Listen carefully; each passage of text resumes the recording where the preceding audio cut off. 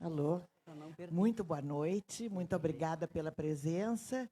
O Instituto Ling agradece mais uma vez um encontro, Café no Ling, hoje com esta maravilhosa Tânia Bian, que nós admiramos e apreciamos tanto, uma mulher de um talento raro. E vamos contar só um pouquinho a vida da Tânia? Vamos. Será que eu sei? Pode ser que não. Bom, boa noite a todos, muito obrigado. Essa é a nossa última edição do ano, desse nosso primeiro ano aqui no Ling. Eu e a Tânia estamos muito contentes por esse projeto, porque é um projeto que nos engrandece muito, não só pelas pessoas que a gente traz aqui, mas por vocês, pelas pessoas que vêm, pela qualidade das pessoas que têm vindo aqui nos prestigiar. Então, nós já entrevistamos pessoas muito... o retorno, né, Ivan? O retorno das pessoas, né? Maravilhoso. Então, nós já entrevistamos pessoas muito interessantes aqui, cantora... Não tanto quanto a Tânia. E hoje nós vamos falar de um tema bem polêmico. A Tânia, para quem ainda não conhece, que eu acho que deve ser um ou outro, mas para a gente lembrar, a Tânia é formada em engenharia, ela é engenheira, e ela também é formada pelo curso da FAAP, a Fundação Armando Álvares Penteado de São Paulo, onde ela cursou História da Arte.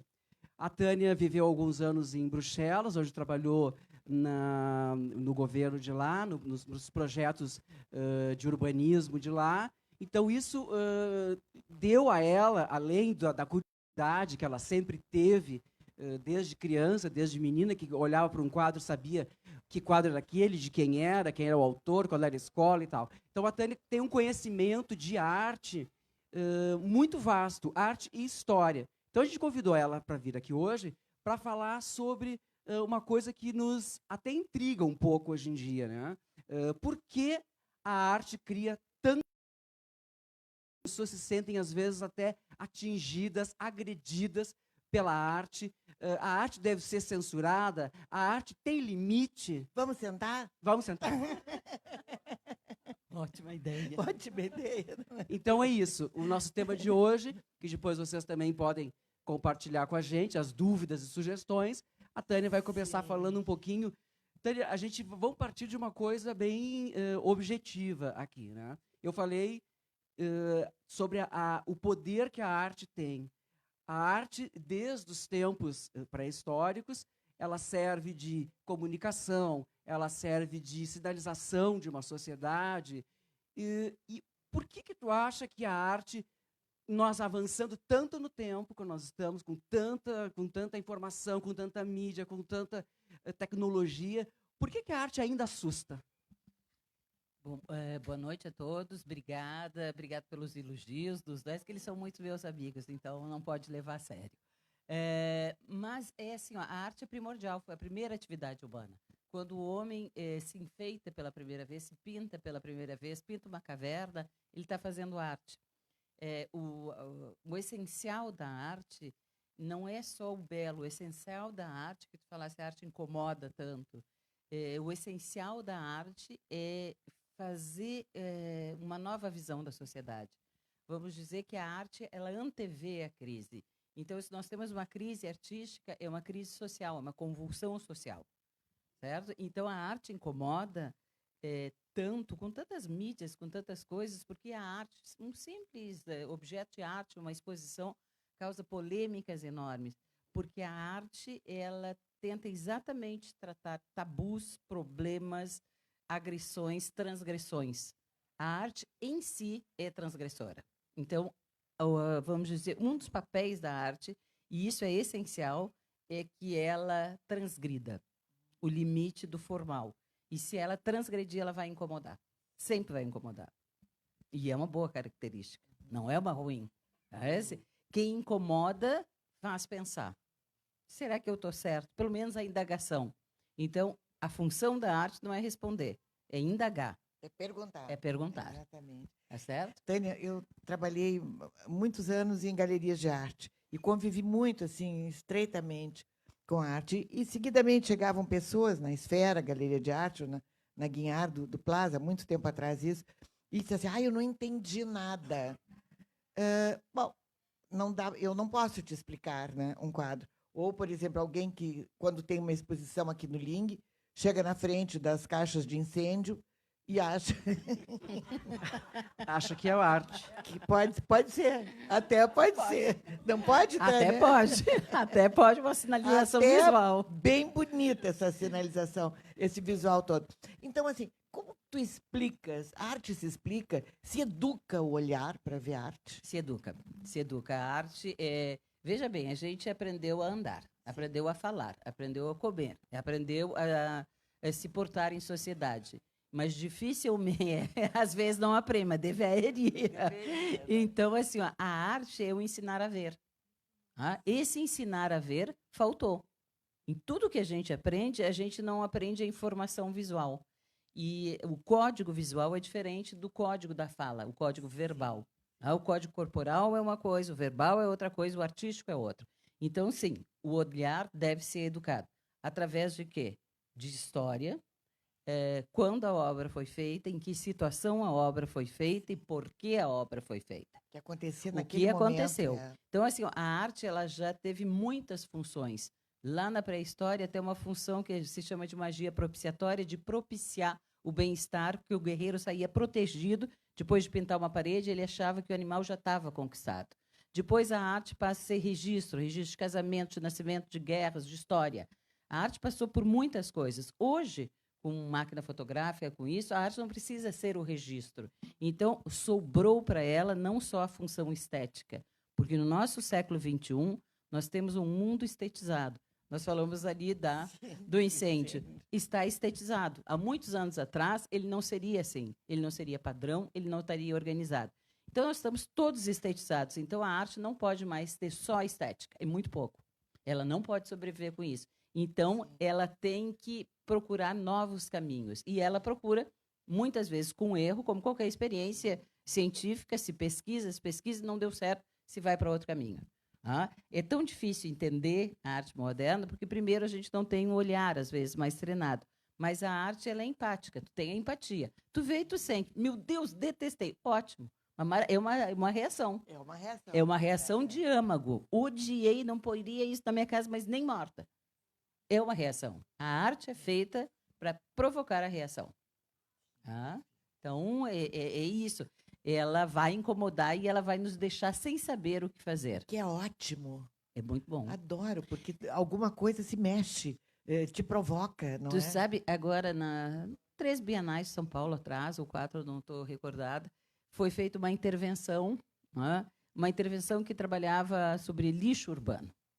Então, era uma instalação que ninguém entendia, porque era lixo. Era uma arte pobre, era muito lixo espalhado e coisa assim. E um faxineiro foi lá e disseram para ele, não toca, não limpa. E ele ficou parado e chamaram ele e ele esqueceu o pano. O pano de chão dele ficou. E aí alguém entendeu que o pano era a obra de arte. E o pano ficou até o final da exposição. Quando o artista chegou e disse, o que faz esse pano aqui? Ele disse, não é teu. Ele disse, não é meu. Então, assim, então não é arte. Foi uma interferência. Foi uma interferência, entendeu? Foi uma interferência e que as pessoas respeitaram porque elas não entenderam qual era a questão. Mas, no fundo, elas entenderam, porque a questão era dizer que a gente está poluindo o mundo. Então, o pano era mais uma poluição visual. O pano podia fazer parte da obra.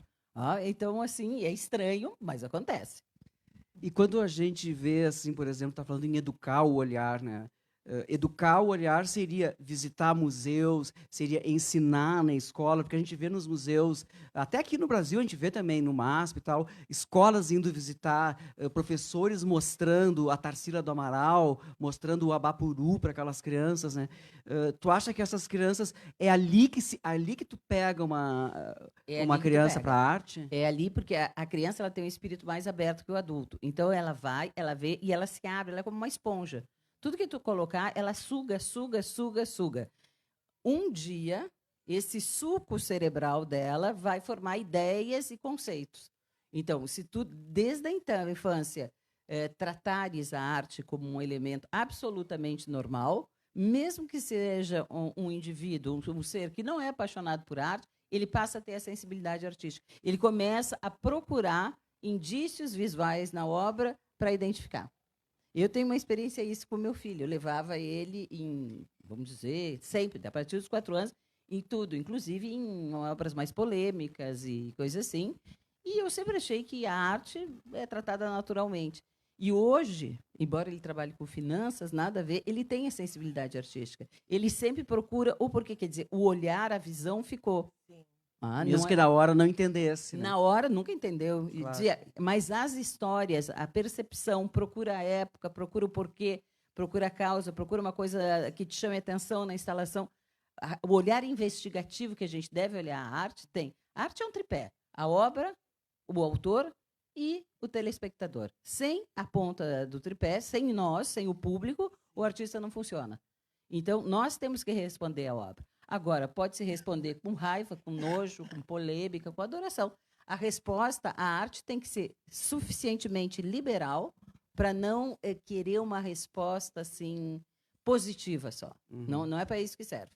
Uma foto que tem de crianças, acho que no Louvre, num grande museu na Inglaterra, não me lembro, das crianças todas com o celular na mão. Então, todo mundo deu um piche na foto, dizendo, olha aí, que absurdo, essa juventude, etc. Elas estavam buscando orientação da história da obra. Porque hoje está na tua mão isso. Está na né? mão.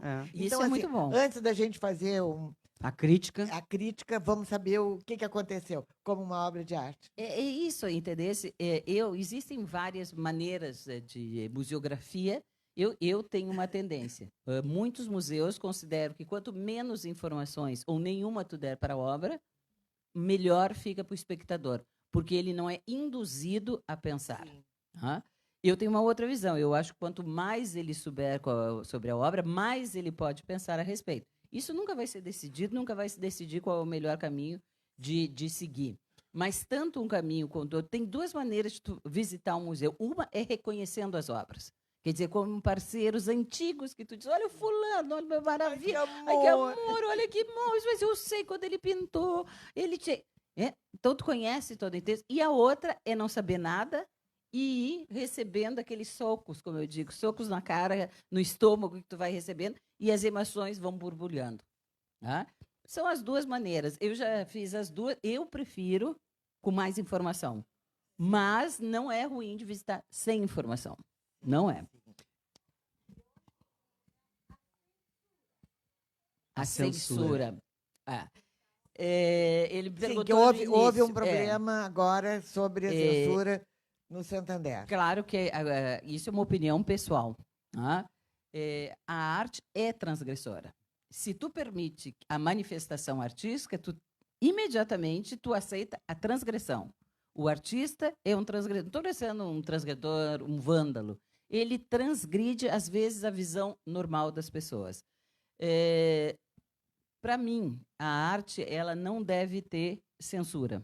Eu acho que ela é uma manifestação livre, desde que a arte respeite algumas coisas. Então, como eu estava dizendo, eu levei o meu filho em obras polêmicas sempre, desde que tinha 4 anos de idade, e não houve problema.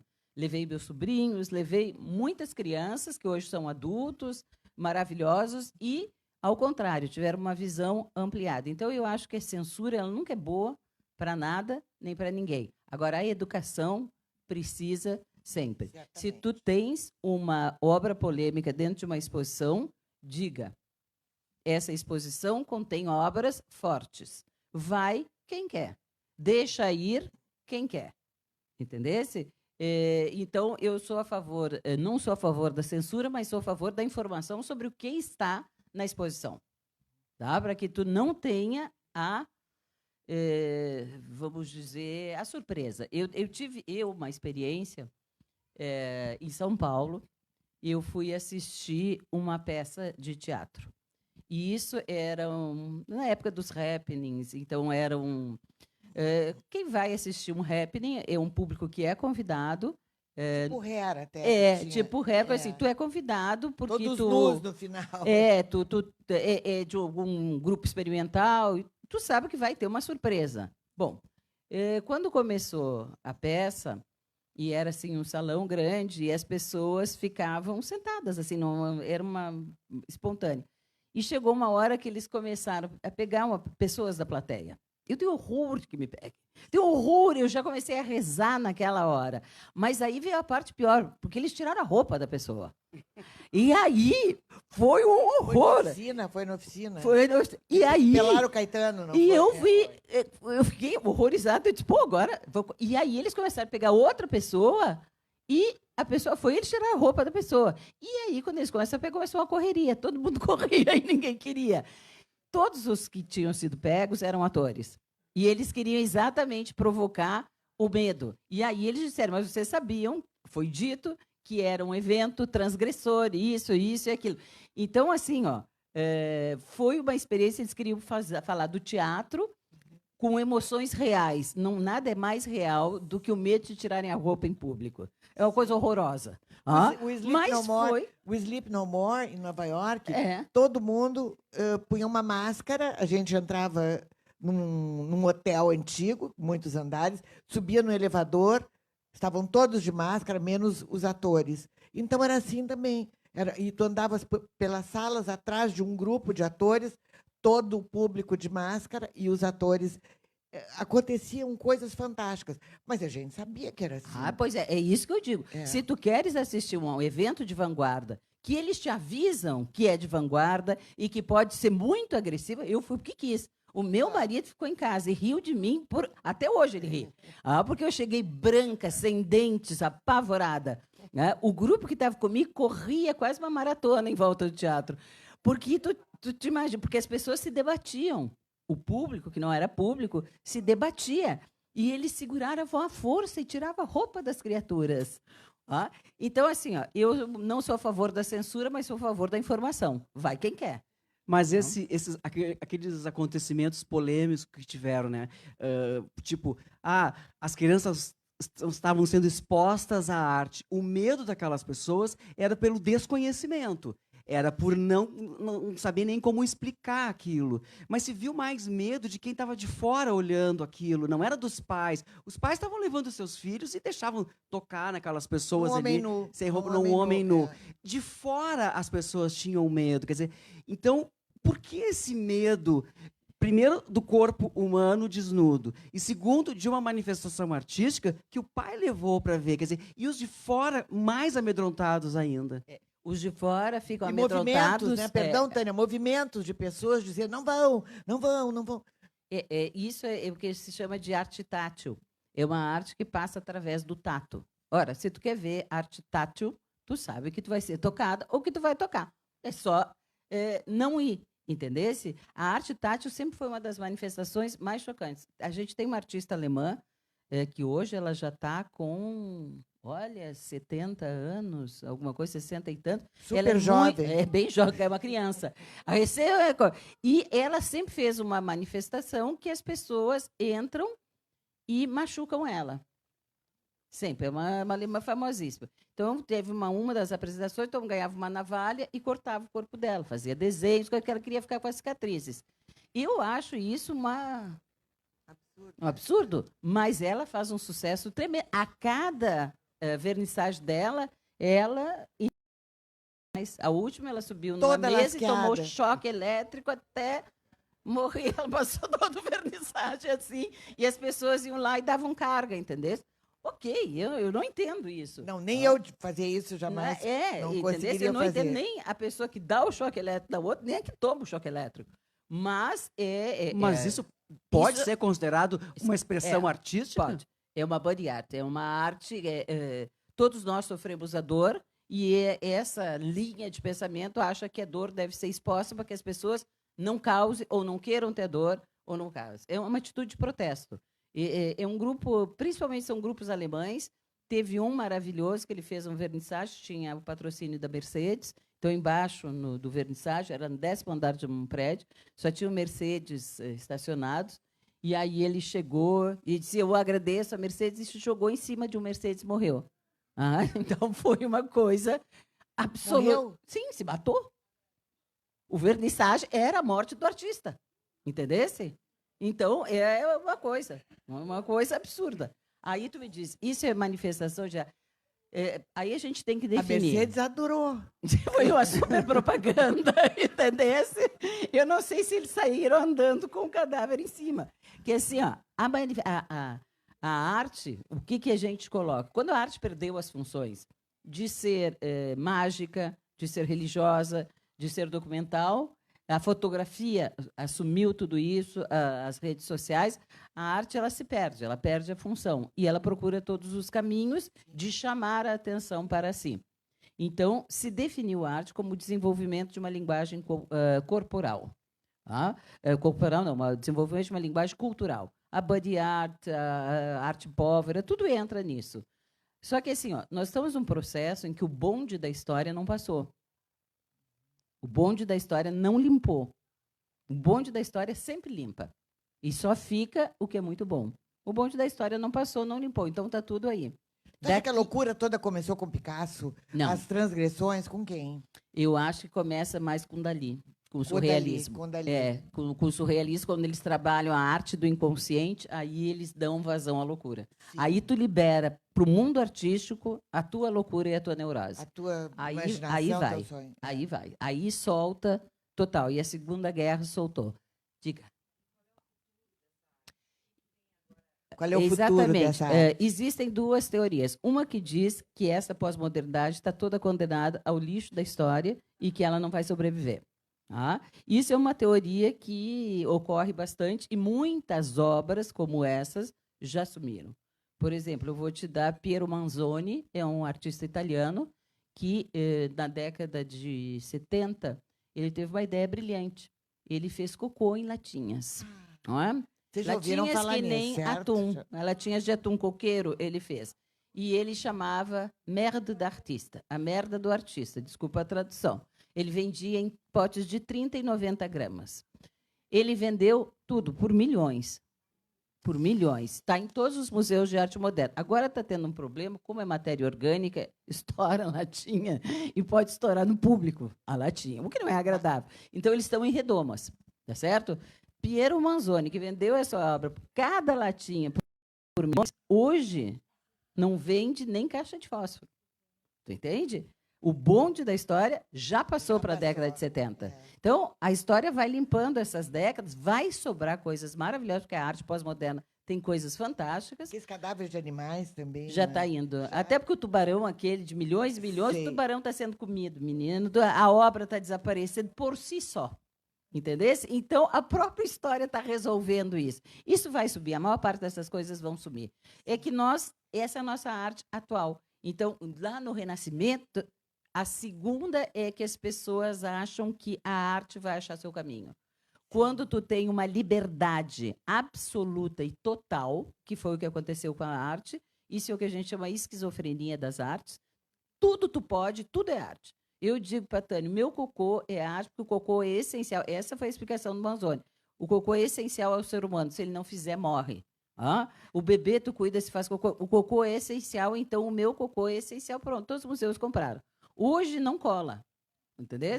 Hoje não cola. Eu posso fazer à vontade, duvido que um de vocês queira. Não vai colar. Então, assim, o que se diz é que a arte vai descobrir um novo caminho. Qual é? Muita gente diz que é uma arte, talvez, computadorizada, onde tenha uma intervenção de mídia. Se vocês pegarem agora tanto a exposição do Da Vinci no MIS, aqui em São Paulo, como a exposição de jogos de luz, que já teve Van Gogh e Klimt em Paris, é isso. Entendeu? Esse caminho é um caminho muito interessante, porque tu entra dentro da obra. Tu viaja dentro da obra e das coisas. Muita gente diz que é isso.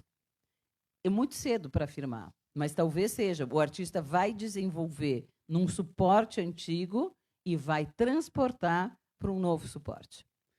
E como que tu explica, assim, claro, eu até sei, mas, enfim, esses grandes, Klimt, Van Gogh, Picasso, todos esses, eles ainda causam um frisson quando eles estão expostos, né? Por exemplo, agora mesmo eu vi no MoMA, em Nova York, onde é que tinha mais gente na frente de um quadro do Van Gogh.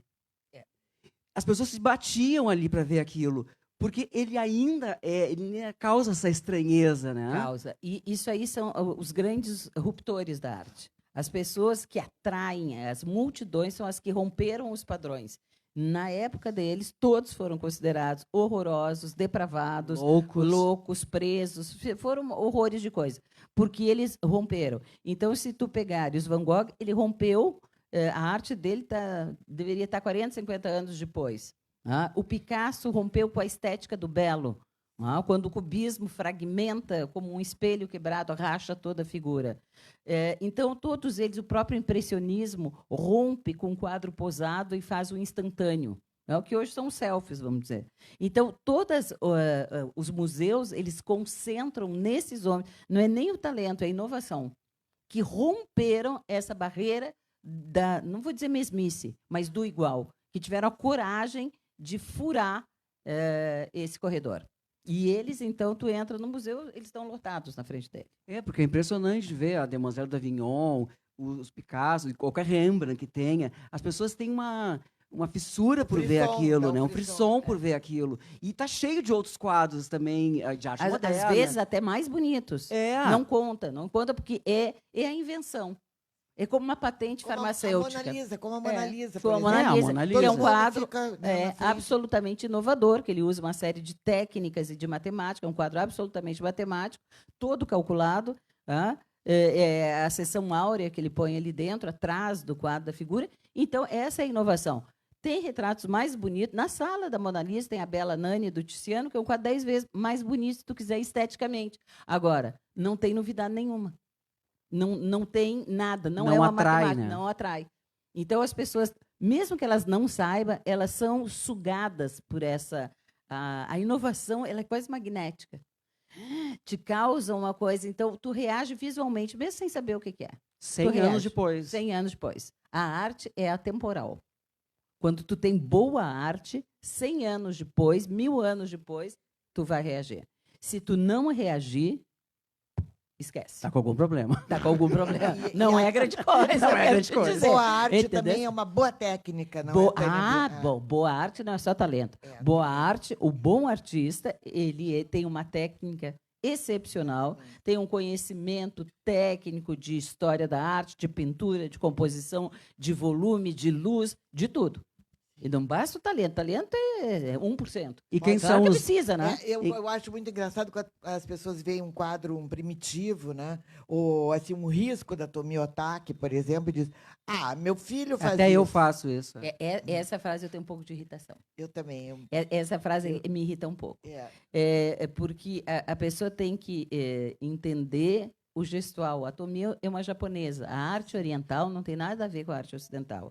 Tá certo? A nossa estética oriental e ocidental é 100% diferente. Então, quando tu julga uma obra de arte, tu tem que julgar do lado que ela foi feita. Não adianta eu julgar uma obra de arte persa na estética italiana. Não vai funcionar.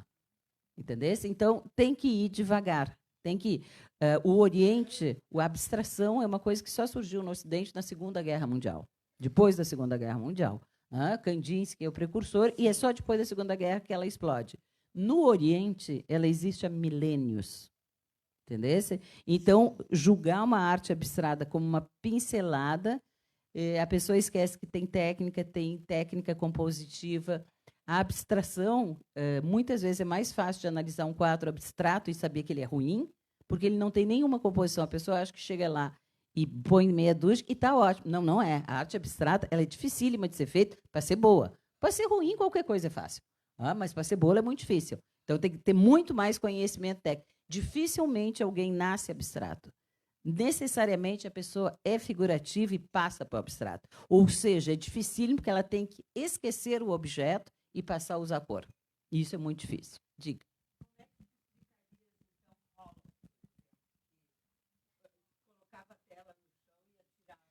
O Pollock ele usa o draping.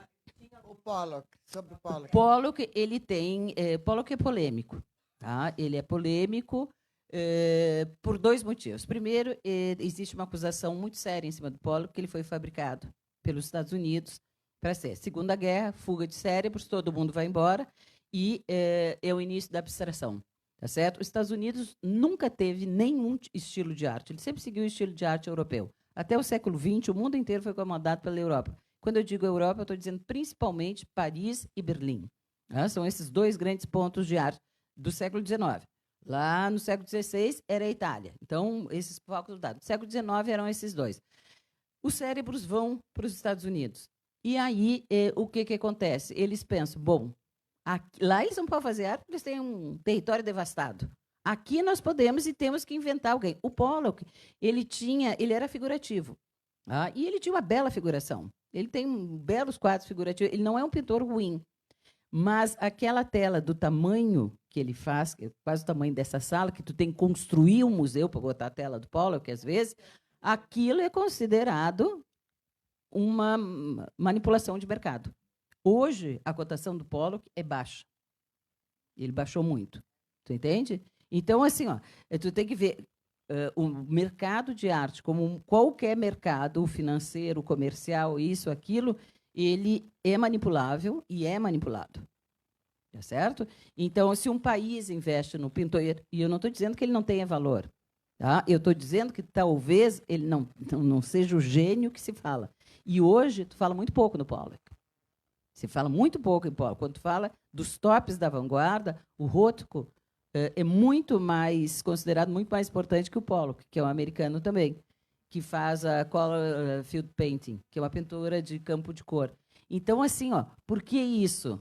Porque, às vezes, tu leva o mercado a isso. Aí tem um artista que tem uma cotação lá e depois faz. Mas, com isso, os Estados Unidos conseguiu fazer o expressionismo abstrato, que é o estilo de arte nascido nos Estados Unidos, pela primeira vez, desde a existência dele. É uma coisa importante. Se tu me disser, tu acha o Pollock genial? Não, não acho. Acho um bom pintor. Eu não acho genial. Longe disso. E tem os modismos também, não é? Isso é bom. Modismo em pintura é uma maravilha. Moda, todo mundo tem que ter uma Anita Malfatti. Todos precisam ter sei lá... O Andy Warhol. O Andy Warhol. Então, todo mundo tem que ter a lata de sopa do Andy Warhol. Então, todo mundo tem que ter. E aí, como é que é isso? É modismo. É modismo. E aí, assim, quem isso que inventa isso? Quem inventa foi o Warhol e o Lichtenstein. Os dois. Os dois. O pop ele surge no pós-guerra, na Inglaterra e Estados Unidos ao mesmo tempo. E o que eles queriam? Eles disseram que é uma crítica. O pop é uma crítica. Um mundo que se destruiu numa guerra não merece ter arte, não merece ter cultura, não merece ter nada. É um lixo. E eles, claro, a indústria bélica tem que se transformar em outra coisa, então começam a fazer batedeira, máquina de lavar roupa, quer dizer, usam essa indústria bélica que era para outras coisas. E começaram a pegar artistas para fazer a propaganda. Todo o pop vem da propaganda. Lichtenstein, Andy Warhol, Rosenberg, Rosenfield, todos eles, Rosenquist, todos vêm da propaganda. Aí eles perceberam o seguinte, eles faziam a propaganda da Coca-Cola e vendiam horrores de Coca-Cola. E o Warhol pensou, mas por que eu estou fazendo dinheiro para os outros? Vou fazer dinheiro para mim. E aí ele começou a fazer o que ele desenhava, a lata de sopa Campbell. Fez um quadro, mandou fazer serigrafia. Virou moda, todo mundo comprou. O Warhol, ele foi, eu estou dizendo safado sem vergonha, ele é muito inteligente, mas é um safado sem vergonha, que ele fez uma série de serigrafia dizendo arte para artista que não sabe pintar. Então, ele fazia umas flores e botava número, 1, 2, 3, e vendia o papel junto com uma cartela de cores que tu pintava. E estava assinado Andy Warhol e aí tu botava Tânia Bian. E hoje isso vale uma fortuna para colecionador, entendeu? Porque isso é uma coisa mais ridícula, tá chamando o outro de imbecil. E a pessoa paga você chamada de imbecil. Ele dizia, e eles pagam qualquer coisa. E eu disse, mas você está chamando eles de idiota? Ele disse, não, eles é que estão se chamando de idiotas e eu estou ganhando dinheiro. É o modismo que tu está falando, modismo e ele cria também, o Andy Warhol cria a mitologia dos personagens do cotidiano, de Hollywood.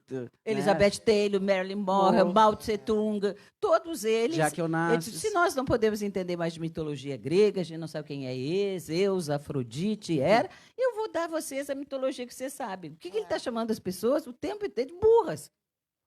E as pessoas gostaram da brincadeira. E o que era para ser... Até hoje copiam. Até hoje copiam. É uma maravilha, porque o pop está até hoje aí, entendeu? E não vai embora tão cedo. Acho que não vai embora nunca mais. Não. Mas também é muito admirado o pop, principalmente nos Estados Unidos, né? Tá lá no MoMA, tá lá Merlin pintada, tá Jack e assim, agora, e as pessoas deliram por aquilo também. O que a gente tem que ver é que eles eram grandes artistas. Tanto Lichtenstein, quando o Andy Warhol, todos eles eram ótimos artistas. E é por isso que eles fizeram sucesso, porque a pintura que eles fazem, que é uma pintura comercial, que eles chamam de comercial, e o Andy Warhol define muito bem, a melhor arte é aquela de ganhar dinheiro. Ponto final. Pronto, ele fez isso, ele ganhou uma grana federal, e ele dizia, tomou tiro, ele era muito polêmico, né? Tentaram assassiná-lo, enfim, mas ele ganhou muito dinheiro e fez. Essa arte, essa brincadeira com a arte tem uma coisa que é meritória. Ela aproxima as pessoas da arte. Ela aproximou o pop, tirou a arte do cabedal de intelectual que ela tinha e transformou numa coisa popular. Qualquer um podia entender. Tá? Isso foi uma coisa Aí, bacana. como começaram as cópias das gravuras, sim. etc. Aí, Sim, tem mais acesso, a todo mundo pode serigrafia, ler, né? Então, assim, Exatamente. um quadro eu não posso pagar, mas eu posso pagar uma serigrafia. Então, eu compro a serigrafia. Então, ele começou a fazer sem parar. Por exemplo, quando ele viu que a cadeira elétrica deu uma polêmica nos Estados Unidos, ele fez uma foto de uma cadeira elétrica, pintou isso e fez uma serigrafia. Foi a mais vendida. Coisa mais mórbida, tu botar na tua sala uma cadeira elétrica. O que é isso? Entendeu? Porque aí tu estava dizendo da polêmica. Então, as pessoas viam, começava a discussão. Era uma maneira de trazer a discussão. De uma certa maneira, a arte, mesmo quando ela brinca, ela traz alguma Como a contribuição. Guernica, não é? Foi a maior polêmica. A Guernica, sim, porque a Guernica é... Era a denúncia de um fato, né? A denúncia é o único quadro de denúncia do Picasso. Né? É quando ele está fazendo a exposição que vai ser na França, o cenário para onde seria a Espanha, representada a Espanha, e ele lê pelos jornais os bombardeiros da cidade de Guernica, né, que o Franco deixou o Hitler testar as bombas em cima de uma cidadezinha num domingo de manhã. Nunca se tinha visto bomba no ar e foi um horror. Então, a Guernica realmente é um manifesto a isso, é uma coisa chocante, é um quadro muito pesado, muito forte, e tem muitos símbolos, o símbolo do povo espanhol sofrido, o símbolo do tirano, toda ela é muito bem As analisada. pessoas espedaçadas. Despedaçado. Ele usa as cores do jornal, o preto, branco e cinza, e ele manteve essa obra com ele toda a vida, ele nunca vendeu a Guernica. E quando Paris é tomada e tem um alemão que ama Picasso, um general alemão, e pede para visitá-lo no ateliê, ele diz, quer vir, pode vir. E ele vê a Guernica e fica extasiado e diz, como é que tu fizesse isso? Ele diz, não foi eu, foi tu. Então, é a denúncia, não? A denúncia é cruel. E ele disse que queria que a Guernica fosse para a Espanha depois que o Franco morresse.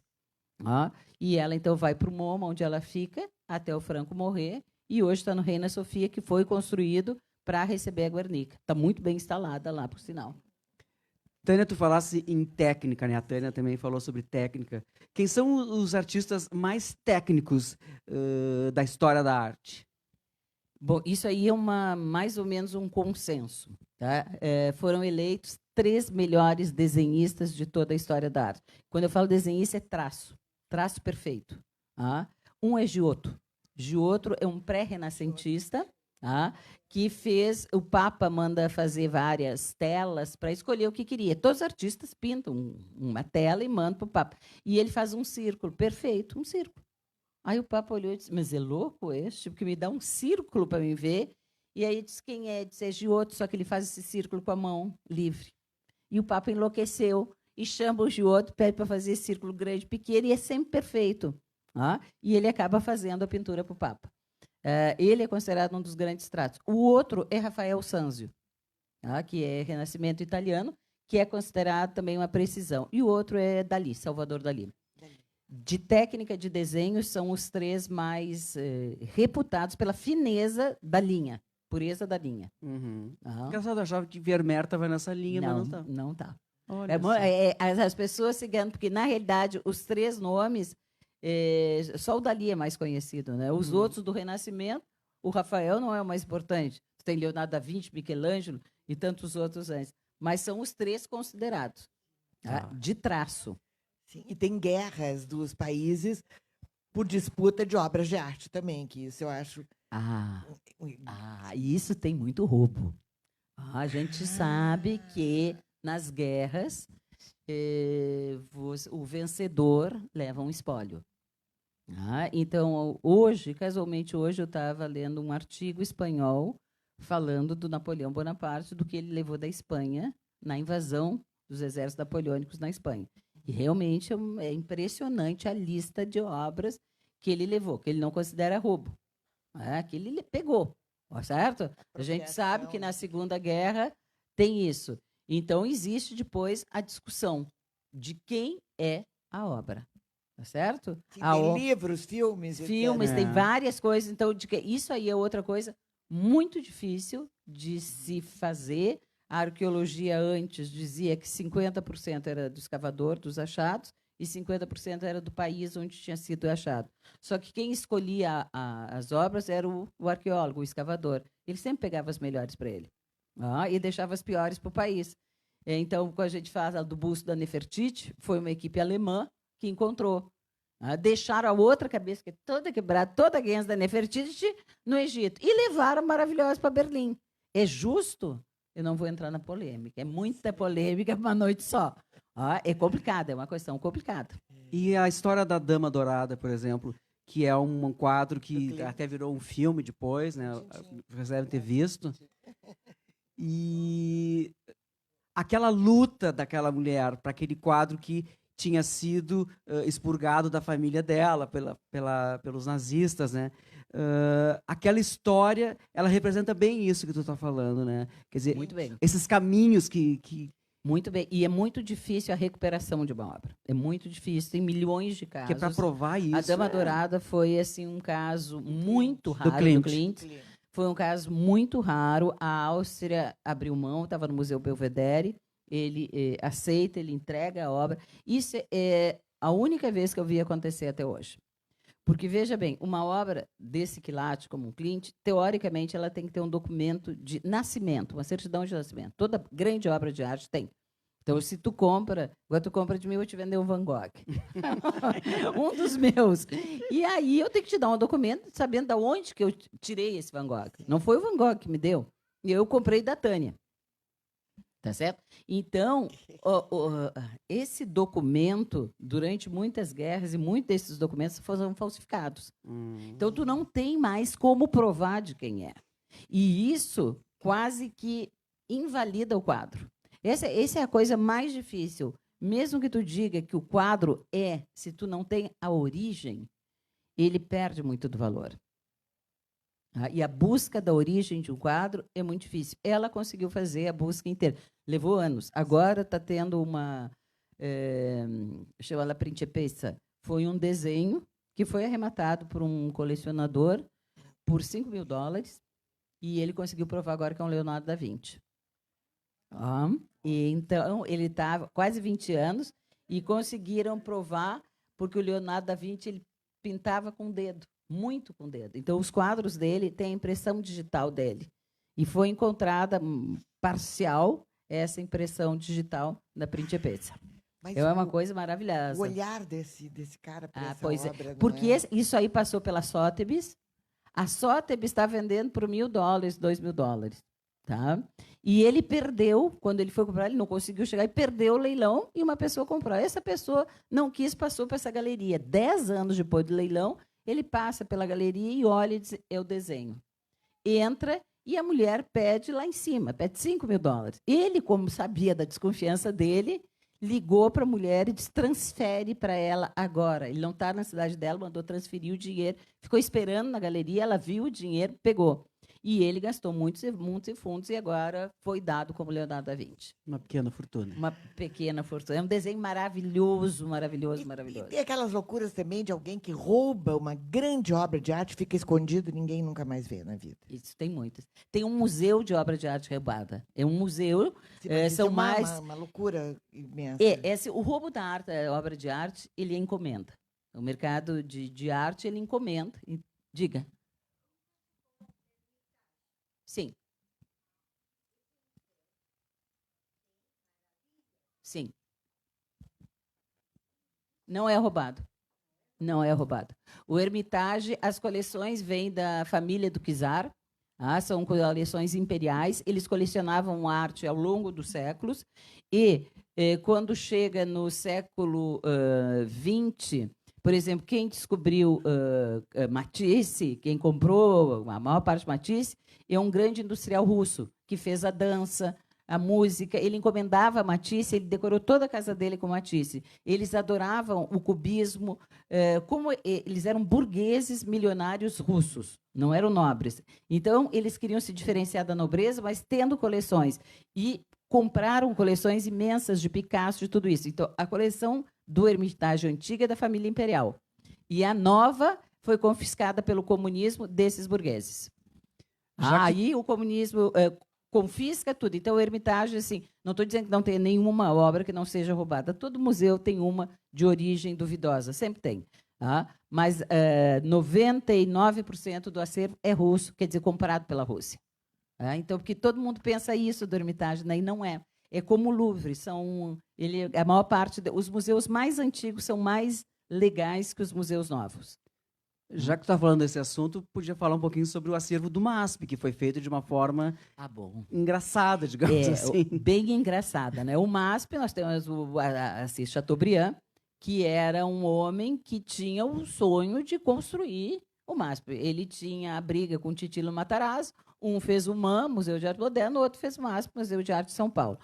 O Chateaubriand ele tinha as redes de comunicação, então ele pedia para o curador dele, tu achasse uma obra cheia, um Tiziano maravilhoso, mas nós não temos dinheiro. Disse, a Tânia tem. A Tânia tem. Aí eu disse, Tânia, eu vim aqui te pedir uma doação para te comprar, eu queria comprar um Tiziano. Aí eu disse, não vou dar. Disse, não te preocupa, mas eu vou contar tudo que eu sei sobre a tua vida íntima e do Felício. Eu vou botar no cruzeiro amanhã, na revista Cruzeiro. Aí ela pensava melhor e disse, todo mundo tem uma coisinha escondida, não é? E aí disse, então, vamos comprar esse Tiziano, vamos negociar melhor. E o MASP foi comprado com quase toda a chantagem do empresariado brasileiro. Mas uma boa chantagem. Uma boa chantagem que serviu para a causa nobre. Agora, no MASP, após guerra, o MASP, né? Tem muitos quadros de origem duvidosa. A Dama de Rosa e Azul, do Renoir, que estão lá, que são as duas meninas. A Rosa e Azul. A Rosa e Azul foi roubado, foi confiscado de uma família judia. Tanto é que a menina de Azul estava viva quando descobriram que o quadro era dela. Ela pede, ela está muito doente, a irmã morreu no campo de concentração, ela pede que o quadro vá e o MASP não deixa o quadro ir. Não deixa, porque depois ia ser difícil trazer de volta. Né? Eles têm a documentação? Tem. Agora, alguém falsificou a origem, porque o quadro era de uma família. E a família não tinha mais a documentação, que é um caso diferente da Dama Dourada, que conseguiu os documentos. Tinha os documentos. E essa família não conseguiu, o quadro ficou no MASP. Agora, se sabe, é óbvio que ele foi tirado da casa de uma família, de um banqueiro judeu, e quem tirou, como é que foi roubado, não se sabe. Mas alguém inventou a certidão de nascimento falsa, o MASP comprou, então o MASP tem a documentação legal. Se os documentos são falsos, é o que diz o museu, a culpa não é minha. Eu paguei pela obra. São coisas muito complicadas. Aí cabe a família provar, e eles tinham todos morridos num campo de concentração, não conseguiram provar nada. Uma pequena galeria que tem em Nova York, chama Noy Gallery. Onde está a Dama Dourada? Onde está a Dama Dourada, onde estão todos os Klimt. É uma pequeníssima galeria que tem um Zarbasky, um restaurante encantador embaixo, e tem uma coleção inteira de alguém que comprou todos os Klimt. E como é que se compra um Klimt? Me diga. Não, existe uma... Não, perdão, eu exagerei no todos. Comprou alguns. Perdão, me desculpa. O Belvedere, eu sou exagerada mesmo, eu sou exagerada. O Belvedere, eu acho que tem a maior coleção de Klimt em Viena. Mas eu não sei se foi Helena Rubinstein, quem é? É assim, existe... Estelle Lauder, não foi Estelle Lauder. Então, Estelle Lauder comprou aquela moça fabricante de...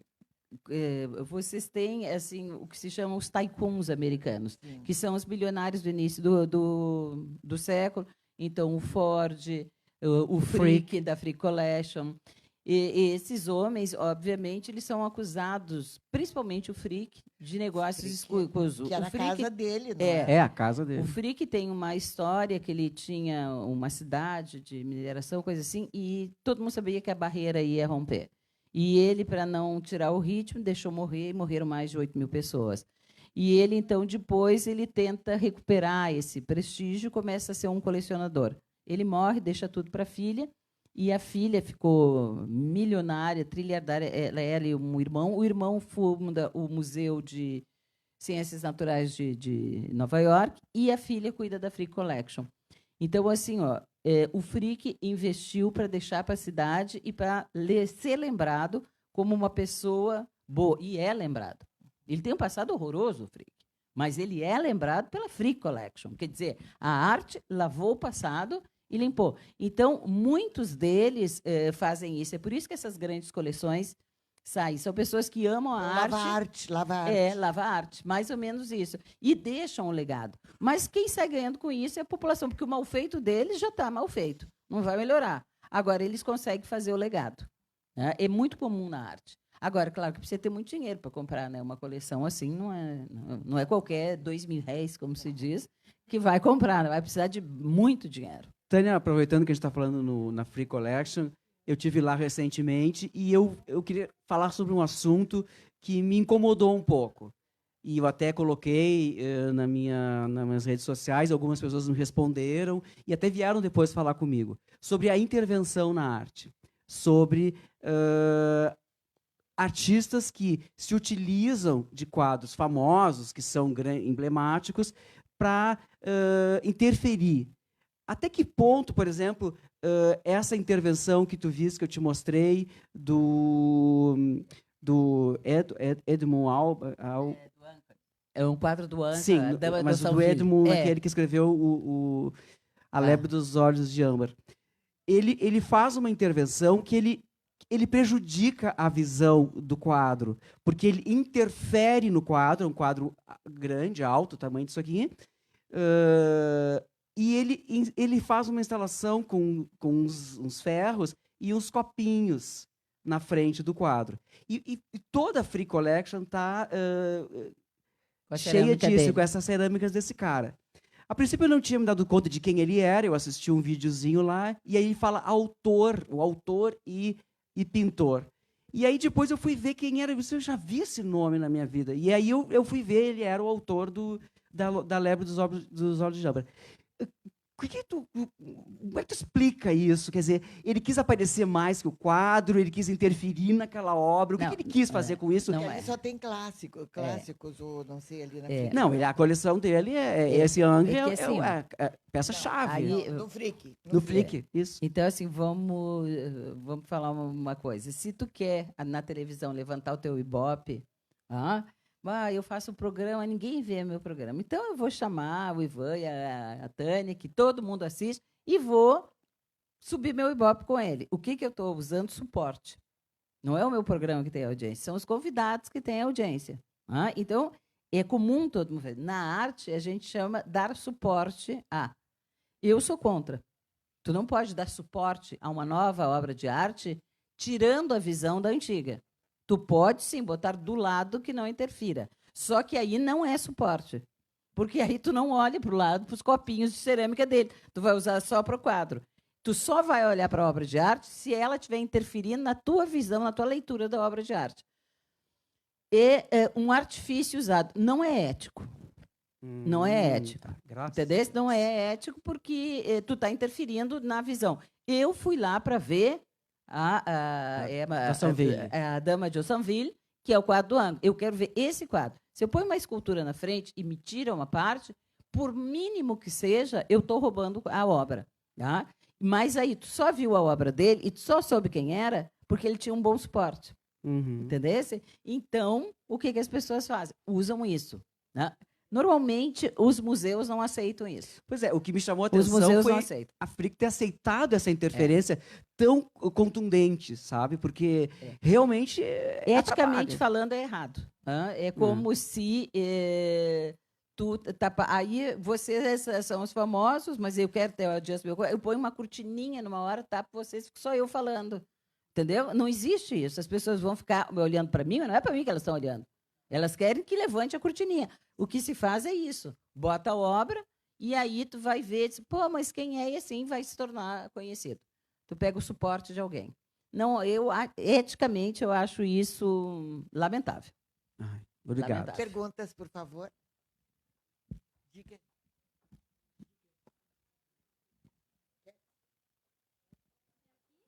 Microfone, gente, quem precisa. Esse Anca, o autor, ele não é um ceramista bem conhecido. Ele é um ceramista. Eu Ele vi faz uma exposição cerâmica dele. japonesa. Isso. Quando ele vai colecionar, ele vai ganhar toda a coleção do tio dele. Ele ganhou porque ele estava no Japão estudando cerâmica. Ele é um ceramista bem conhecido na Inglaterra. Eu vi uma exposição dele em Ele é Londres. conhecido na Inglaterra. Pois é. Depois da Lebre com Olhos de Âmbar, do livro, Isso. que é uma história maravilhosa, entendeu? Sim, eu li. Ele começa a se tornar mais conhecido. As pessoas querem ver. Só que assim, ó, ele não tem esse apelo que ele tem em Londres, ele não tem em Paris, ele não tem na Alemanha, não tem nos Estados Unidos. Então, o que faz? Provavelmente alguém comprou esses objetos dele. Não é ele, não é o artista que faz isso. Ah, O agora artista tô não tem poder. entendendo. O artista não tem Ah, poder tá. para fazer isso. Alguém comprou e negociou, talvez a própria Frick tenha comprado Os e objetos agora de cerâmica. as peças de cerâmica e Ah, agora tá. está alavancando a obra. Entendeu? Agora que eu estou te entendendo. porque Entendeu? ele Tu já- tá alavancando, alguém está alavancando a obra dele. O artista jamais vai fazer isso, pois porque eu não é tava nem bom para ele. estranhando isso, tá? Não é bom para ele. Agora- Entendeu? Porque agora eu tô muita entendendo. gente vai criticar. Agora, quem é do mercado sabe que não é o artista. O artista não quer, ele quer ele chamar atenção. Aquela Ele é obra famoso, ele está dele. conquistando mais mercados. Ele não vai Sim, se eu vi. queimar botando a obra na frente Eu de vi- eu vi alguém uma mais famoso que exposição ele. muito bonita dele. É muito em Londres, bonita. e umas peças Ah, lindas. Mas assim, ó, claro, são peças pequenas, Sim. ele é muito delicado no fazer, muito Exatamente. japonês no fazer, peças monocromáticas, e eles estão usando quadros enormes, neoclássicos, de cores fortes, e botando na frente. Então, claro, chama atenção, tu diz o que faz isso aqui. Ah, mas assim, ó, não é, via de regra, não é o artista. Não é o Quem é o galerista. Pode ser o marchand do artista que negociou com o galerista. A gente não sabe qual é a negociata que tem aí, mas tem negociação. Tu não pode tapar um quadro. Então, nenhum museu aceita. Ah, porque a Frick se presta mais? Porque a Frick, além de quadros, tem móveis. Ela tem exposição de mobiliário. E o mobiliário está embaixo dos quadros. Então, tu já tem o suporte, não fica tão na cara. Entendeu? Daria para disfarçar. Ficou disfarçado. Porque assim as pessoas não sabem que isso é uma manipulação. Uma pena. porque É uma estragou pena. a obra Ele não dele precisa. também. Ele não precisaria. Não. Fica muito bem na prateleira. a cerâmica Eu dele. também acho. Acho que não. Mas alguém está aumentando uma cotação de mercado dele. Isso acontece. Como é que é uma cotação de mercado, Tânia? Como é que tu... É que Porque, às vezes, assim, um quadro vai a leilão e diz, não levanta muito, senão o preço depois no mercado vai que lá assim, para ó, cima. o mercado ele reage a vendas de quadro. Então, tem uma cotação de Picasso. Tá? Picasso custa X, vamos dizer. Se tu entra com uma obra num leilão e ele passa a valer 3x, a cotação do Picasso subiu. O mercado inteiro se oriça. Tá? Aí começam as iscas de mercado. Pequenos Picassos para ir fomentando a cotação. E aí começa uma manipulação de mercado. Então, isso é feito expressamente ou não, expressamente pelo artista, pelo marchand do artista, pelo colecionador, pelo galerista. Tu entende? Então, assim, eu comprei uma obra que o artista estava previsto que valeria 10 vezes mais em 10 anos. Ele não valeu 10 vezes mais. Ou seja, ele está valendo menos do que quando eu comprei. Se eu sou um colecionador, se eu sou do mercado, eu vou tentar arrumar um mercado para mim poder vender, desovar a minha obra. Obra de um pintor, de um artista morto vale mais do que a de um Sempre. vivo? Sempre? Sempre. A produção acabou. Esse objeto não tem mais. Muita gente, artista doente é alvo de mercado. É uma maravilha, imagina, só fulano está quase morrendo, mas todo mundo vai para o ateliê dele comprar obra. Assim que ele morre, sobe. Isso é regra de mercado. Então, só que o artista está morrendo, já a família não deixa ninguém comprar. Não compra mais, tu tem que conseguir comprar em vida mesmo. Porque isso é óbvio. Eu não posso mais fazer nenhum quadro, só tenho o que tem, produção limitada, vale muito, muito mais. Não é bonito de se dizer, né? Não, mas o é mercado, feio. diga. Mas a gente falou bem baixinho. É bem baixinho. Sim. Fala no microfone, por Que favor. muitas vezes acho que foram feitas barbaridades. Assassinatos. O restauro é uma questão bem complicada, bem polêmica.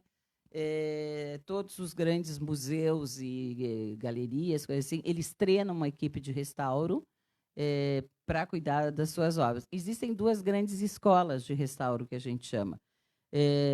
Uma é a francesa, e a francesa faz um restauro que marca aonde o quadro foi restaurado. Tem uma diferença de tom. Para saber, olha, aqui, esse quadradinho aqui tinha caído e eu pintei novo. Não é exatamente da mesma cor. Vai ter uma diferença de tonalidade mínima, mas que proposital, que é para o observador saber este quadro está restaurado aqui, porque o restauro ele não desmerece de jeito nenhum a obra. O restauro é uma conservação em alguma coisa antiga. A escola italiana não mostra o restauro. Tu não sabe aonde foi restaurado. Tu só vai saber se tu está no raio-x, num ultrassom, senão tu não sabe. O Louvre faz qual escola? As duas. Os museus praticam as duas, porque em algumas obras a área muito grande vai ficar marcada, em outras obras fica... Aí se decide na hora o que fazer.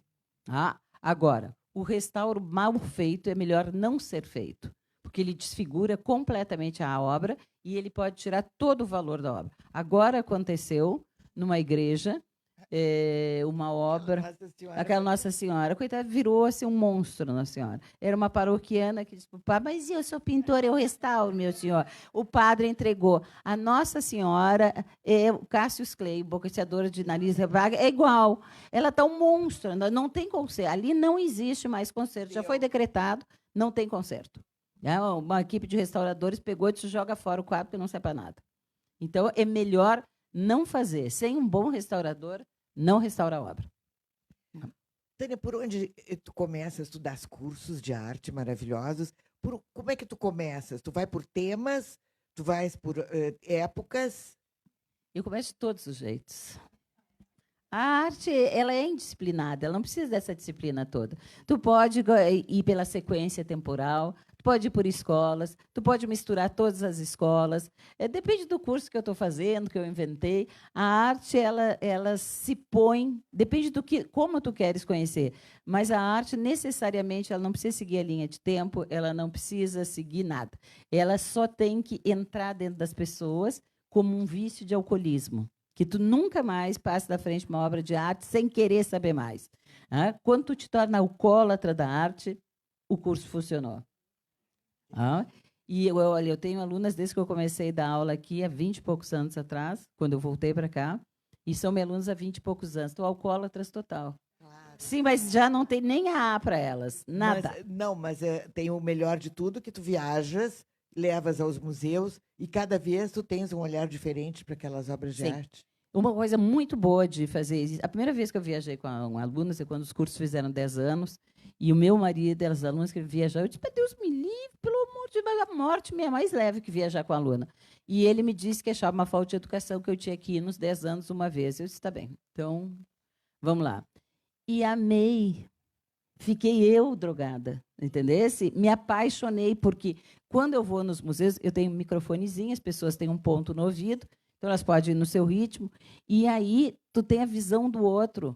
Aí elas me perguntam, mas e por que aquela dobrinha? Eu não tinha visto a dobrinha, porque tu nunca viu nada de um quadro, sempre tem. Então, a troca, a visão do olhar talvez mais leigo, ou mais de várias idades, de vários sexos, de várias profissões, é tão enriquecedor, que agora eu nunca mais parei de viajar. Eu fazia uma viagem por ano, agora já estou fazendo 2.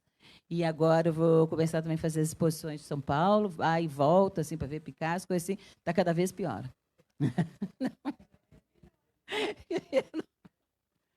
Tânia, e quanto aos artistas brasileiros? Quer dizer, a gente tem artistas maravilhosos aqui também. Né? Maravilhosos. O que falta para o artista ser reconhecido aqui no Brasil? Eu acho que o brasileiro é muito ingrato com seus artistas. Ele tem uma memória muito curta da nossa história cultural. Então, ele não valoriza o artista. Por exemplo, agora essa exposição da Tarsila foi um estrondoso sucesso. Isso quer dizer que quando tu tem iniciativas boas, bem feitas, tu sempre tem público. Tu olha essa iniciativa de vocês de fazer esse café, está sempre cheio. As pessoas têm interesse nos assuntos diversos na área cultural. O Instituto Ling é um ambiente propício. Então, quando tu junta um lugar bom com uma coisa bem feita, tu tem público. E se tu começa a ter público, tu começa a educar. Primeiro vem só as pessoas que têm muito interesse. Depois elas falam para outras pessoas que não têm tanto interesse e que vêm também. E assim as coisas se divulgam, entendeu? E se tornam grandes. Então, nós temos artistas esplendorosos. Há quantos anos eu dou aula sobre a Tarsila, sobre essa exposição? Assim, há anos. Quantos alunos eu tive prazer de ver? Eu vou ver a Tarsila, eu vou reconhecer a Tarsila. Olha que coisa boa. Tu achar todo mundo de novo. Então, assim, ó, e quando eu acho que a solução está exatamente nisso, nesse tipo de iniciativa, de trazer a cultura, diferentes aspectos, coisa assim, para mais próximo das pessoas, desmistificar a arte. Sempre teve um misticismo de só intelectual, entendido. Não tem isso. A arte é uma coisa sentimental, é uma coisa de gostar ou não gostar. Tu pode melhorar a tua visão? Sim, mas a visão é tua. Mesmo com toda a informação, a visão vai continuar sendo particular de cada um. Né? Eu gosto muito quando os psicanalistas também trazem a arte para a psicanálise ou levam a psicanálise para a arte. Isso é maravilhoso. É fascinante. Isso é fascinante. Até porque a gente tem uma série de artistas. Eu já fiz curso para vários grupos de psiquiatras trabalhando isso. E tu tem vários artistas que são depressivos e a arte deles sai da depressão. Quer dizer, eles descobriram que a única maneira de sair da depressão era a arte. O que hoje se usa como psicoterapia e coisa assim. Então, é muito lindo. Um exemplo disso que tu está falando, quem seria? O Munch. O Munch é o norueguês que faz o grito. O Munch é um depressivo de marca, mas também ele tem que ser depressivo. Toda a família morre, esquecem ele quando a mãe morre, no quarto da mãe com 4 anos. Ele passou a noite com um cadáver. É uma coisa. Depois morreu o irmão no gelo, morreu a avó, morreu o irmão. É uma coisa. E aí, sobraram 2 irmãs. Sim, fez sobrar 2 irmãs, uma louquinha e uma depressiva. E um pai horroroso. Então, ele começa a pintar, eu acho. Ele era um homem lindo, alto, de 1,90 m, mas muito depressivo, e fez um sucesso enorme. Fez sucesso na Noruega, na Alemanha, na França, ficou muito rico. E aí cuidou da irmã. Aí ele disse, agora só me falta não ser depressivo, não é? E então foi se tratar, no início. Aí melhorou, ficou bem. E pintou horrivelmente mal. Coisa horrorosa. Aí ele disse para o médico, eu quero parar o tratamento, eu preciso voltar a ser depressivo. E voltou e descobriu a pintura de novo. Então, ele tinha um acordo com uma clínica psiquiátrica. Quando ele estava muito mal, ele ia e tomava choque elétrico por 1, 2 meses. Aí ficava meio voltar para pintar. Pintava, fazia um sucesso, enriquecava. E morreu velho, com 80 e tantos anos, assim, entre um choque e outro, cuidando da depressão, porque a depressão era a fonte da arte dele. Quer dizer, olha que maravilha isso. O Van Gogh aí é bem psicótico, né? Então, Van Gogh tem uma vida de desacertos, ele começou a pintar muito tardiamente e era um gênio que nem sabia que era um gênio, entendeu? Mas ele consegue extrair da loucura dele toda aquela expressão de sofrimento. Van Gogh é uma coisa espetacular, é estupenda a obra dele. Tânia, e o Leonardo da Vinci seria o pintor mais multimídia, digamos, da história da arte? Com certeza. Isso aí é uma coisa que já foi feito para tentar descobrir os grandes gênios da humanidade. E só chegaram à conclusão de um gênio. Gente, pessoas de toda a área, engenharia, ciências, arte, coisa assim, e chegaram à conclusão que só tinha um gênio na humanidade, Leonardo da Vinci. Ele é um gênio de todos. Além disso, ele era um cantor maravilhoso, tinha uma voz espetacular, era um cozinheiro maravilhoso, era um homem atlético, lindíssimo, bonito, desenhista de roupas, cientista, e escrevia muito bem, tem muitos livros sobre as frases, a filosofia do Leonardo da Vinci. É um gênio completo. O livro é muito bom, esse livro que saiu. Então, assim, ele é um gênio completo. Então, toda essa homenagem que estão fazendo agora para ele é mais do que merecida, merecia até mais, e eu acho muito bonito, porque ele desenhava a roupa dele, a do cavalo e a do cachorrinho. Iam todos iguais, andando. Olha que coisa mais linda isso!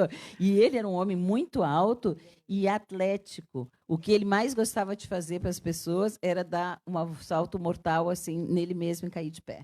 Acho muito chique. Acho muito chique. E era cozinheiro. Cozinhava muito bem, teve um restaurante em Florença, mas quebrou o restaurante. Porque a pessoa chegava para comer e ele dizia, muito mal educado, aqui tu não vai comer. Botava para fora os clientes. Ele inventou o guardanapo de boca, uma série de coisas, e as pessoas não estavam acostumadas. Ele disse, aqui não. Não. Ele disse, mas eu vou pagar. Eu não estou interessado no teu dinheiro, tu vai-te embora. Quebrou o restaurante dele. Mas ele deixou muitas receitas. Inventou a tampa de panela. Ele não criou o hambúrguer. o hambúrguer também, mas o manual de etiqueta não. Primeiro manual de etiqueta maravilhoso. Tem uma parte que eu adoro, para vocês verem como é que era a etiqueta na mesa. Então, ele escreve, ele está na corte de Milão, o Duque Ludovico, e ele diz, manual para se comportar à mesa do meu senhor Ludovico. Olha só, não roube comida do prato do convidado do lado. Não limpe a sua faca na roupa do convidado do lado. Se quiseres urinar, fique de costas para a mesa. Como assim? Tu vira de costas e pode fazer xixi no meio do jantar? Então, assim, aí tu vê que eram vândalos, entendeu? Uma coisa horrorosa. E ele era um homem muito sensível, então ele ficava chocado e ele dizia assim, quando se mastigou a carne, não se cospe no meio da mesa um pedaço de carne. Então, tu imagina no final do jantar como é que era a mesa que estava. Então, ele escreve, ele é muito bom. Ele não muito dizia... Se sentir enjoo, não vomite em cima da mesa. Assim, para o lado. se sentir enjoo, não vomite em cima, nem no convidado do lado. Olha que maravilha. Estou meio enjoada. Bem boa etiqueta. Vire para trás para vomitar. E ele também diz, se queres matar um convidado, o faça no início do jantar. Sempre dá tempo. Isso é uma boa dica, viu, gente? Às vezes a gente quer matar uma pessoa. Dá tempo para colocar o outro e não estragar o jantar. Esse livro de etiqueta dele é das coisas mais fabulosas. Quase uma comédia. Quase uma comédia. Eu queria que... Alguém quer fazer uma pergunta? Enquanto vocês pensam numa pergunta ou não, eu queria também que agora a outra Tânia Carvalho falasse um pouquinho, e tem a ver com o nosso assunto, da Feira do Livro, que a gente pode encontrar essas e tantas outras histórias por lá, né? A Tânia acabou de receber uma comenda da Ordem dos Jacarandás. Tão exibida. É. Foi agora é a comendadora. Foi emocionante. Foi muito lindo, eu não esperava. E quando me avisaram, assim, me telefonaram avisando, eu achei que eles estavam me chamando para eu apresentar alguma coisa. Eu digo, sim, mas quando é? Como é que é? É a apresentação da feira? Né? Não, Tânia, calma, deixa eu te explicar. É que tu vai ganhar uma comenda, assim. Foi muito lindo. A minha família ficou muito orgulhosa. E a comenda da Ordem dos Jacarandás. Então, foi muito comovente, porque eu passei a minha vida falando sobre livros, falando sobre arte, numa rádio de muita audiência, onde praticamente só se fala em esporte. Eu consegui 5 minutos por dia ou por sábado para falar sobre literatura. Eu não sou uma crítica literária, mas eu gosto muito de ler. E os livros que eu leio, que eu gosto, eu indico. O Leonardo da Vinci foi um dos que eu indiquei e indicarei sempre. E a feira está maravilhosa, tem livros lindos, tem pessoas, tem amigos, tem o museu do lado, tem o memorial, tem o Santander, tem tanta coisa bonita ali na praça. Então, eu convido vocês a ir. Domingo, no outro domingo de manhã, vai ter um concerto, onde aí sim eu vou apresentar. O Concerto Zafari, que eu já apresento há mais de 30 anos. E então vai ter o concerto às 11 da manhã, no domingo, dia 17, lá na feira. Eu espero que a minha voz já tenha voltado, porque eu estou sem voz, me perdoem. E, Ivan, além disso, tu tens 2 livros para indicar também. Eu andei pela feira e eu comprei esse... Eu gosto de ler tudo que sai sobre a Elis Regina, né? E agora, dia 18, vai ser lançado esse livro aqui, que o João Marcelo Bosco, que é o primogênito dela, escreveu, porque ele diz que ele viveu 11 anos, 6 meses e 19 dias com a mãe dele, né? Então, é um livro bem, assim, eu li em 2 horas, mais ou menos, nem isso, porque é muito confessional esse livro. Ele conta os últimos momentos, ele conta vários momentos, claro, ao longo da vida dele com ela, as traquinagens que ele fazia, os relacionamentos dela com a família e com eles todos, mas ele conta de como ele mergulhou num vazio que a gente nunca imaginou, né? Como é que as pessoas ficam depois que uma pessoa dessa, a sua mãe principalmente, morre naquelas circunstâncias, né? Então, não é depressivo, obviamente, mas é um livro muito forte. É um livro assim escrito simplesmente, não é uma coisa, não é obra literária nenhuma, mas ele conta esses últimos momentos e de como ele sobreviveu àquela tragédia toda e como ele contou uma coisa que a gente não sabia. Ele ficou sozinho no mundo, não tinha mais ninguém com ele, né? Porque o pai saiu com os outros 2 filhos e ele fica. O pai dele era o Bosco, ele mora no Rio de Janeiro, estavam separados há muito tempo. Eles se reaproximam e tem toda a dificuldade dessa reaproximação e dessa retomada da vida dele. Então, é um livro bem interessante. E outro que eu gostei muito, assim, eu não terminei de ler ainda, é do Pedro Gonzaga, que ele lançou a semana passada também, que são vários artigos que ele escreve na Zero Hora. E o Pedro é um menino de 30 e poucos anos, né? Ele é filho do Sérgio Gonzaga, e é um livro, assim, interessante de ver, porque ele, ao mesmo tempo que ele é um jovem, ele tem muita profundidade no que ele escreve. E ele tem assim uma visão, até ele parece mais velho quando tu lê as coisas dele. Quando tu olha para ele, ele é um gurizão, um gordinho e tal. Então, ele vai estar lançando, acho que esse fim de semana, esse livro aqui na feira. Então, por isso que a gente queria convidar vocês para a feira. Outro livro, o Dr. Gilberto Schwartzman, que é um grande médico, é um gênio maravilhoso, escreveu um livro magnífico, chama-se Meus Olhos, e ele vai lançar dia 13 na feira. É um livro lindo que tem Lázaro Segall, a capa é um fragmento de um quadro do Segall, e ele conta toda a história da família dele, de russos, ucranianos e etc., quando eles vêm. Muito interessante, e ele tem uma escrita absolutamente perfeita, deliciosa de ler. Então, eu recomendo Meus Olhos, do Gilberto Schwartzman. E que livros tu recomendas, Tânia B?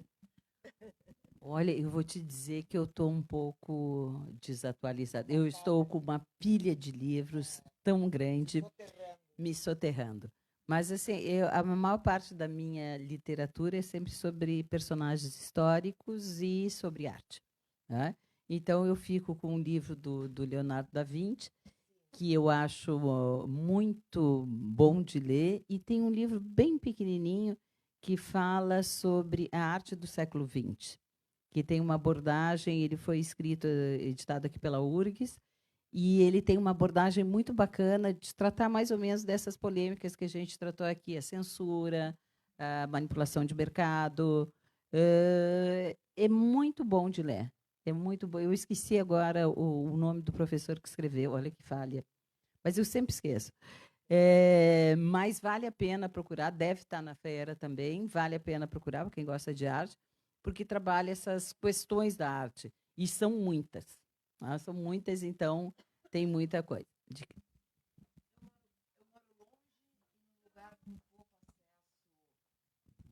Não virtual, acesso real à história da arte, a essas coisas que tu domina tão bem, que eu adoraria poder escutar mais, mas infelizmente não posso. Se tu fosse me recomendar um livro de arte sobre a história da arte, o que te parece, para uma pessoa como eu, Eu te que diria não que tenho tem acesso dois. sem ser... Tem um que é História Geral da Arte, da Wendy Beckett. Wendy Beckett. Ela é uma freirinha desse tamanho, assim, tem 5 centímetros de altura, já morreu agora. E ela era um amor, ela fazia um programa em coisa, e era aquelas do véuzinho, o véuzinho voava, portanto é um amor a freirinha. E ela tem um livro muito didático, que tem gravuras muito boas, e o texto dela é bem enxuto e bem bom. E o outro é Pequena História Geral da Arte, que é do Jansson. Ah, Jansson, tá? Jansson, tá? E tu tem um grande, aí um livro dessa grossura, grande assim, que é do Gombrich, tá? Que é a História Geral da Arte. Esses 3 livros, Gombrich, Gombrich. Repete o primeiro livro. Wendy é Wendy, Beckett, Beckett. A história da Beckett, arte. História da Arte. Os 3 livros, tá, são maravilhosos. O da Wendy Beckett é muito bem ilustrado, os outros são mais texto, muito colorido. Esse é um livro que não é caro, é capa dura, mas não é caro. Tem muito em sebo, em todos os estados que tu consegue, sebo virtual, em tudo. E a leitura desses 3 livros é prazerosa e é uma visão da arte da pré-história à arte moderna. Nada. Queria agradecer a presença de todos vocês e vamos agradecer ao Instituto Ling, que nos recebeu durante todo esse ano. A Laura, obrigada, Laura, por todo o carinho. E queríamos informar vocês que o ano que vem, se Deus quiser, nós estaremos de volta, mas aí nós vamos mudar de sexta para as quartas-feiras, que talvez seja melhor, mas que não é no final de semana. Então, os nossos encontros, o Café no Ling, vai ser às quartas-feiras. Muito obrigada a todos e o prestígio da presença da dona Lídia. Muito obrigada, Dona Lígia. Obrigado a Tânia por ter vindo aqui. Obrigada, Nos Tânia. esclarecer tantas coisas. Gostou? Poderíamos ficar a Eu- noite eu- inteira conversando com a Tânia. Então, tá bom. Muito obrigado a todos. Uma boa noite. Boa noite. Obrigada.